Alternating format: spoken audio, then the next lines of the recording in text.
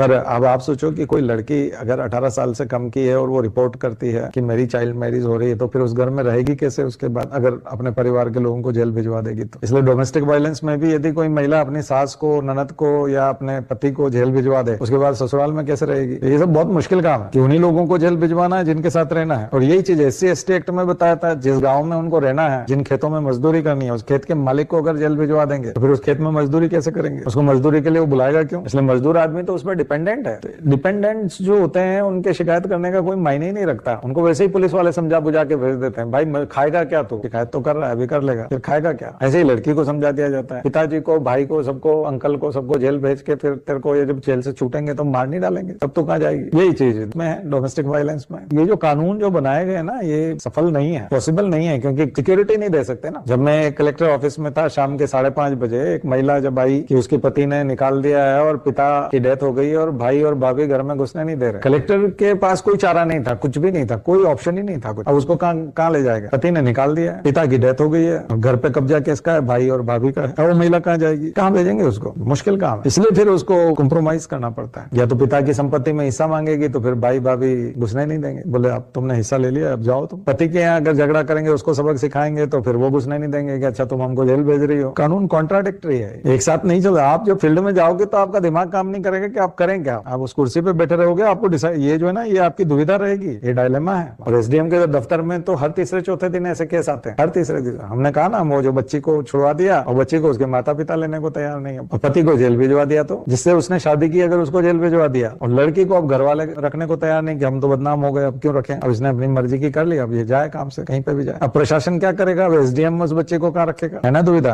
तो हमारी जो सोसाइटी है वो थोड़ा सा बड़ा अलग प्रकार की सोसाइटी, ना हम अमेरिका की तरह डेवलप हो पाए, ना खुले दिमाग वाले हो पाए। इसलिए मैंने कहा ना कि आपको कल्चरल लेग, ऑकबर्न निमकॉफ, सोशियोलॉजी में सिद्धांत है ऑकबर्न और निमकॉफ का, क्या है? Cultural leg. भौतिक संस्कृति में आगे बढ़ गए, कपड़े न्यूयॉर्क जैसे पहन लिए, इंग्लिश मीडियम पढ़ लिए हैं, इंग्लिश गाने सुन लेते हैं, हॉलीवुड मूवी देख लेते हैं, लेकिन कल्चर हमारा वही है। और अगर कल्चर वही है तो फिर नई संस्कृति के जब आप गैजेट्स यूज करते हैं, ये सब करते हैं, तो लोग तो वही सीखेंगे, बच्चे वही सीखेंगे जो वो देख रहे हैं। लेकिन वो कल्चर इंडिया में नहीं है, तो फिर वो स्ट्रगल करते हैं, या तो उनकी हत्या होगी, या फिर वो खुद ही सुसाइड कर जाएंगे, या जिंदगी बर्बाद करके बैठ जाएंगे, या फिर पुलिस वाले एक्सप्लॉइट कर लेंगे। अब बताओ 2025 में हम ये चर्चा कर रहे हैं आजादी के इतने साल बाद भी, अभी इसे पार नहीं पा पाए। आपको आश्चर्य होगा कि किसी का 80 साल का पिता जैसा सोचता है, उसका 50 साल का बेटा भी वैसे ही सोचता है। और सबसे बड़ी बात है, उस 80 साल वाले आदमी का जो 25 साल का पोता है वो भी वैसा ही सोचता है। तो आजादी के कितने भी साल बीत जाए, उनकी सोच वहीं के वहीं है, उनको सबको वही कहानियां सुनाई गई है, वही स्टाइल से सोशलाइजेशन हुआ है। इसलिए कोई बहुत ज्यादा बदलाव नहीं है। तो कानून बना देने से नहीं होगा, ये सोशल चेंज से आएगा।